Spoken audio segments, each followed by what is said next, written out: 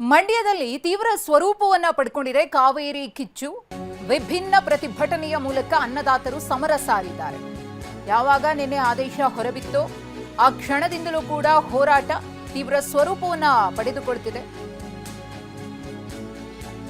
ಮಂಡ್ಯದ ಸಂಜಯ್ ವೃತ್ತದಲ್ಲಿ ಬೃಹತ್ ಪ್ರತಿಭಟನೆ, ಹುರುಳಿ ಚೆಲ್ಲಿ ರಾಜ್ಯ ಸರ್ಕಾರದ ವಿರುದ್ಧ ಆಕ್ರೋಶವನ್ನು ವ್ಯಕ್ತಪಡಿಸುತ್ತಿದ್ದಾರೆ.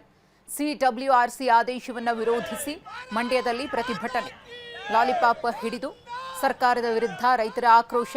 ಪೆನ್ನು ಪೇಪರ್ ಕೇಳಿ ಕನ್ನಡಿಗರ ಕೈಗೆ ಲಾಲಿಪಾಪ್. ಸರ್ಕಾರ ತಮಿಳುನಾಡಿನ ನೀರುಗಂಟಿ ರೀತಿ ವರ್ತಿಸ್ತಾ ಇದೆ. ವಿಭಿನ್ನ ಪ್ರತಿಭಟನೆಯ ಮೂಲಕ ಅನ್ನದಾತರು ಆಕ್ರೋಶವನ್ನು ವ್ಯಕ್ತಪಡಿಸ್ತಾ ಇರುವಂತಹ ರೀತಿಯನ್ನ ಗಮನಿಸ್ತಾ ಇದ್ದೀರಿ. ನಿನ್ನೆಯಿಂದಲೂ ಕೂಡ ಈ ಹೋರಾಟ ನಡೀತಾ ಇದೆ. ಸಿಡಬ್ಲ್ಯೂಆರ್ಸಿ ಕೊಟ್ಟಿರುವಂತಹ ಆದೇಶ ಮಾನವೀಯ ದೃಷ್ಟಿಯಿಂದಲೂ ಕೂಡ ಒಪ್ಕೊಳ್ಳೋದಕ್ಕೆ ಸಾಧ್ಯವಿಲ್ಲ.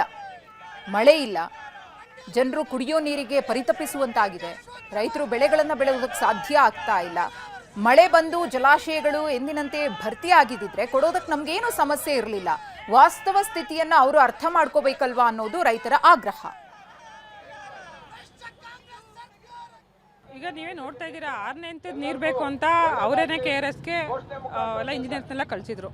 ಈ ನೀರು ಯಾರಿಗೆ ಬೇಕು? ಫಸ್ಟು ನಮ್ಮ ಮಂಡ್ಯ ಜಿಲ್ಲೆಗೆ ಕುಡಿಯೋಕ್ಕೆ, ವ್ಯವಸಾಯಕ್ಕೆಲ್ಲ ನೀರು ಬೇಕಿತ್ತು. ಅಲಾಂಗ್ ವಿತ್ ಈಗ ಬೆಂಗಳೂರಿಗೂ ನೀರು ಬೇಕು.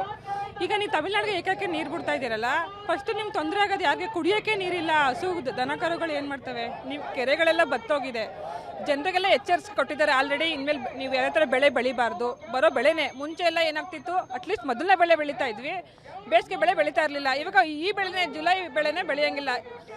ಈಗ ಬಂದಿರೋ ಕಬ್ಬಿಗೆ ಆಲ್ರೆಡಿ ಇನ್ನೂ 30% ಕಬ್ಬು ಒಣಗೋಗ್ತಾ ಇದೆ. ಇನ್ನೊಂದು 20% ಕಬ್ಬಿಗೋಸ್ಕರ ನಾವು ಲಾಸ್ಟ್ ವೀಕು ಧರಣಿ ಮಾಡಿ ನೀರು ಬಿಡಿಸಿದ್ದಾರೆ.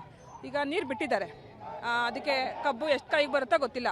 ಬಟ್ ಈ ನಿಜವಾಗ್ಲೂ ಇದು ತುಂಬ ಕಷ್ಟ ಆಗ್ತಾ ಇದೆ ರೈತರಿಗೆ. ನಮ್ಮ ನಿಜವಾಗ್ಲೂ ಹೋರಾಟ